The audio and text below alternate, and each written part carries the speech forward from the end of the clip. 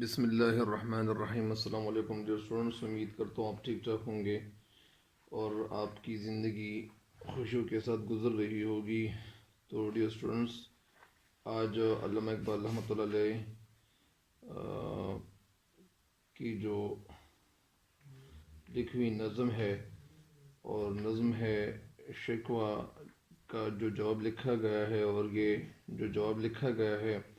تو علامہ اقبال رحمۃ اللہ علیہ نے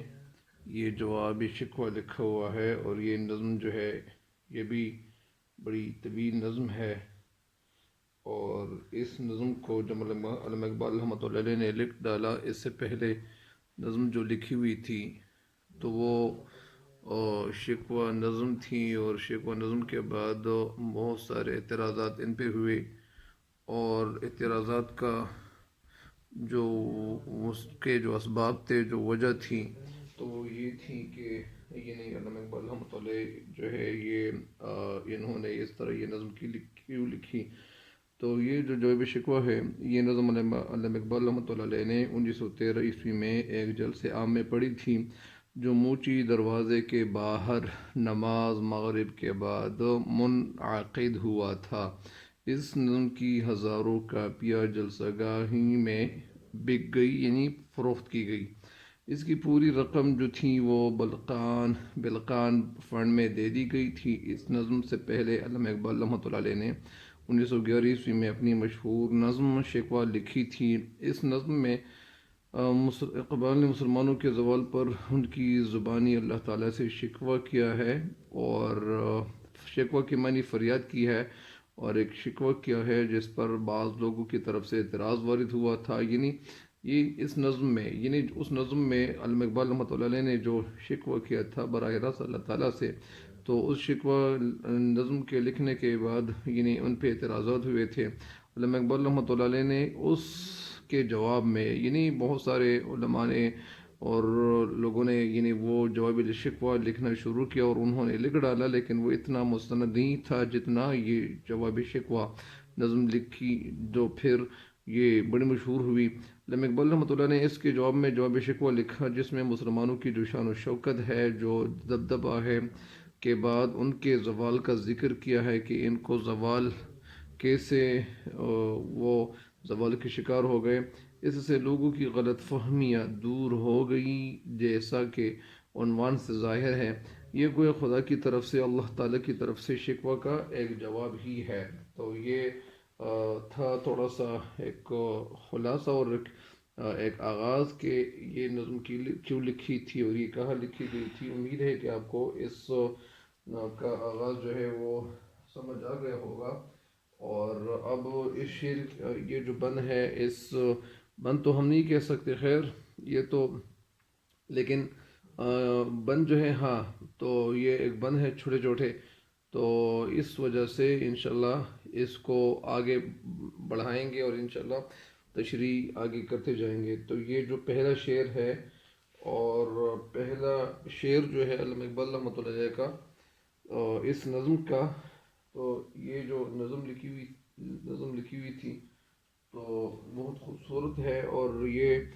اس نظم میں علامہ اقبال رحمۃ اللہ علیہ کہنا کیا چاہتے ہیں، اس نظم میں علامہ اقبال رحمۃ اللہ علیہ کہنا یہ چاہتے ہیں کہ دل سے جو بات نکلتی ہے اثر رکھتی ہے، دل سے جو بات نکلتی ہے اثر رکھتی ہے، پر نہیں طاقت پرواز مگر رکھتی ہے،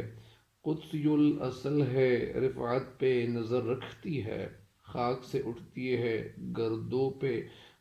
گزر رکھتی ہے۔ یہ لفظ اصل میں گردا ہے، گردا کے معنی آسمان، لیکن یہ گردو لکھا ہوا ہے، تو گردوں پہ گزر رکھتی ہے۔ عشق تھا فتنہ گر و سرکش و چالاک میرا، آسماں چیر گیا نالے بے باک میرا۔ دل سے جو بات نکلتی ہے، یہ قدسی الاصل کے معنی ہے جس کی اصل پاک ہو۔ رفعت کے معنی بلندی، رفعت کے معنی کیا ہے؟ بلندی۔ خاک سے اٹھتی ہے، گردوں کے معنی آسمان، اور فتنہ گر، فتنہ برپا کرنے والا، سرکش نافرمان کو کہتے ہیں، اور بے باک، نالے بے باک یعنی بے خوف فریاد، وہ فریاد جسے کسی چیز کا خوف نہ ہو، تو وہ فریاد جو ہے وہ بہت دور تک سنی جا سکتی ہے۔ تو اس شعر کی تشریح شروع کرتے ہیں کہ دل سے جو بات نکلتی ہے اثر رکھتی ہے، یعنی دل سے جو بات نکلتی ہے، یعنی وہ بات جو دل سے نکلے وہ ضرور اثر کرتی ہے، وہ بات جو دل سے نکلے وہ ضرور اثر کرتی ہے، پر نہیں، یعنی اس بات کے پر نہیں ہوتے، طاقت پرواز مگر رکھتی ہے، اور وہ یعنی ان کے پر نہیں ہوتے جس طرح پرندوں کے پر ہوتے ہیں، لیکن یہ اڑنے کی طاقت رکھتی ہے۔ اس شعر کی تشریح کی طرف بڑھتے ہیں۔ اس شعر کی تشریح کچھ یوں ہے کہ جو بات آدمی کے دل سے یعنی خلوصی دل سے وہ زبان پر آتی ہے وہ ضرور اپنی اثر رکھتی ہے، وہ ضرور جو ہے اثر دکھاتی ہے، اگرچہ اس کے پرندوں کی طرح اڑنے والے پر تو نہیں ہوتے، لیکن وہ اڑنے کی طاقت تو ضرور رکھتی ہیں، یعنی ان کے اندر اڑنے کی طاقت ضرور ہوتی ہے، کیونکہ اگرچہ یہ وہ بات جو دل سے نکلے ان کے پر نہیں ہوتے، لیکن وہ پروں کے باوجود، یعنی وہ جس طرح پرندوں کے پر ہوتے ہیں، لیکن پروں تو پرندے کے ہوتے ہیں، لیکن یہ جو ہے تو یہ پرندوں کی طرح یعنی اڑنے والے پر تو نہیں ہوتے، لیکن وہ اڑنے کی طاقت ضرور رکھتی ہے، یعنی ان کے اندر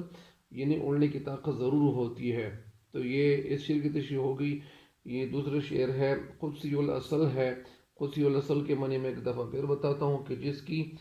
اس کی معنی کیا ہے، جس کی اصل پاک ہو۔ رفعت کے معنی بلندی پہ نظر رکھتی ہے، تو خاک سے اٹھتی ہے، خاک یعنی مٹی سے گردوں پہ نظر گزر رکھتی ہے۔ اس شعر کی تشریح کچھ یوں ہے، یعنی دل کی گہرائی سے نکلنے والی بات اپنی عادت، اپنی سرشت کے لحاظ سے فرشتوں جیسی پاکیزہ ہوتی ہے، یعنی پاکیزہ ہوتی ہے، فرشتوں کی طرح وہ بھی بلندی کی طرف نگاہ رکھتی ہیں، یعنی دل کی گہرائی سے نکلنے والی بات اپنی سرشت کے لحاظ سے، عادت کے لحاظ سے فرشتوں جیسی پاکیزہ ہوتی ہیں، یعنی جس طرح فرشتے پاکیزہ ہوتی ہیں اور پاک مخلوق ہے، اسی طرح یہ بات بھی جو ہے وہ دل کی گہرائی سے نکلنے والی بات جو ہے یہ بھی فرشتوں جیسی پاکیزہ ہوتی ہے اور پاک صاف ہوتی ہیں، فرشتوں کی طرح وہ بھی بلندی کی جانب نگاہ جو ہے وہ رکھتی ہیں، ان باتوں میں بھی وہ بلندی ہوتی ہیں۔ اٹھتی تو مٹی انسانی جسم سے ہے، یہ جو بات نکلتی ہے تو یہ خاک سے اٹھتی ہے، یہ بات جو ہوتی ہے تو یہ اصل میں انسانی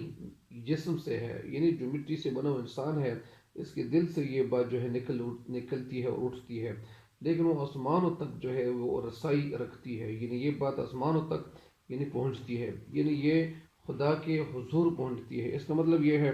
کہ ایک انسان جو ہے وہ فریاد کرتا ہے تو فریاد جو ہے وہ دور تک سنی جا سکتی ہے، یا وہ فریاد جو کوئی کرتا ہے تو اسی طرح علامہ اقبال رحمۃ اللہ علیہ کہتے ہیں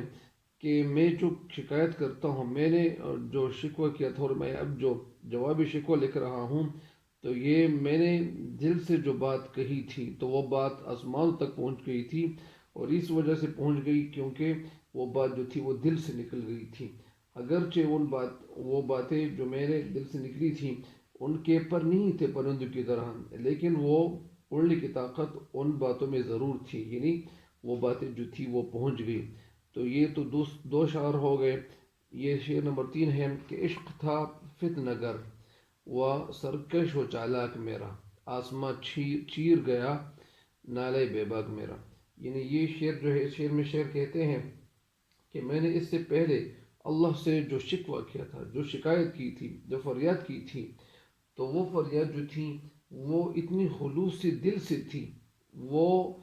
اتنی خلوص دل سے تھی، وہ گرا اتنا خلوص دل سے تھا اللہ سے، جو مجھے شدید لگاؤ ہے، جو شدید لگاؤ ہے اور جو شدید تعلق ہے اس کی وجہ سے تھا، اور میرا یہ ہنگامہ برپا کرنے والا عشق ہر قسم کے آداب سے چونکہ بے نیاز اور بڑا ہوشیار تھا، یعنی بالکل یہ بے نیاز تھا، یہ کسی کے یعنی نیاز و واز والا نہیں تھا، یعنی یہ بڑا ہوشیار تھا اور اس کے اندر بڑی ہوشیاری تھی، اس لیے میری وہ فریاد جو تھی جو میں نے اس جذب عشق میں ڈوب کر کی تھی، یعنی میں نے جو فریاد کی تھی جذب عشق میں ڈوب کر، تو وہ جو تھی وہ زمین سے اٹھی اور آسمانوں کو پھاڑ کر، آسمانوں کو چیر کر اس پار جو اللہ تعالیٰ کے حضور وہ فریاد پہنچ گئی۔ جس کو سن کر اللہ نے جو کچھ جواب میں کہا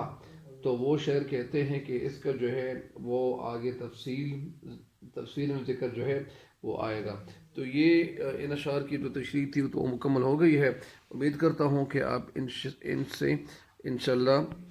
بھرپور جو ہے استفادہ کریں گے اور بھرپور جو ہے وہ فائدہ اٹھائیں گے۔ تو اللہ تعالیٰ سے دعا ہے کہ آپ ان سے صحیح طریقے سے فائدہ اٹھائیں اور اللہ تعالیٰ آپ سب کو کامیابی دے، اور اللہ حافظ۔